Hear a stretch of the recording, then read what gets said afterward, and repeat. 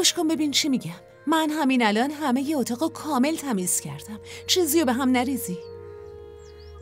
این گلا رو داداش عرفان بهت داده؟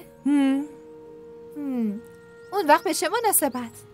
گفت که از کنار مغازه رد می شده و گل فروش اصرار داشته که اون گل بخره. تو شنیدی که این گل چی میگه؟ هی خانوم، گلا که زبون ندارن. بله، ولی اونی که گل میده زبون داره. یعنی چی؟ یعنی که داداش عرفان دوستت داره مریم خانوم. آره، من و تو هم خیلی دوستش داریم. حالا دوست داشتن منو بیخیال. من حس میکنم شما دوتا عشقتون از همدیگه پنهون میکنید. دختر نکنه عقلتو از دست دادی؟ از کدوم عشق حرف میزنی؟ همون عشقی که لیلی و مجنون، شیرین و فرهاد به همدیگه داشتن. خیلی خوبه. دختر دیوونه. نه من در مورد عرفان اینطوری فکر کردم، نه عرفان درباره من. در ضمن این افکار مزخرفتو پیش خودت نگه دار، فهمیدی؟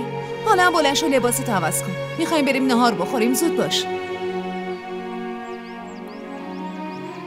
نمیدونم مریم راست گفته بود یا منو دست به سر کرده بود.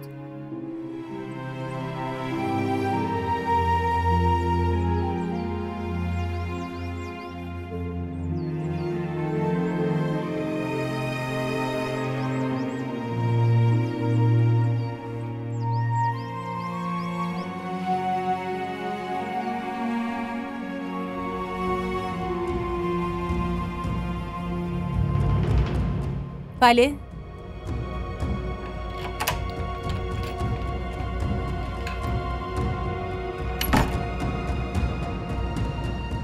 خب احمد، موضوع چیه؟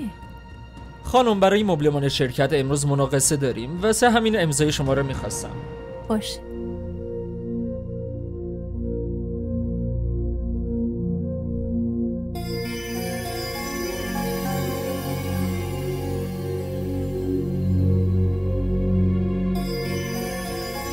خب این ارائه‌ای که آماده کردین واقعا عالیه. باید هر چه زودتر اجراش کنیم چون وقت زیادی نداریم.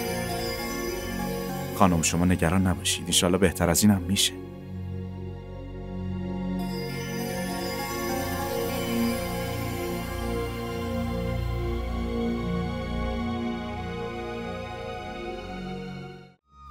کانال ما رو سابسکرایب کنید.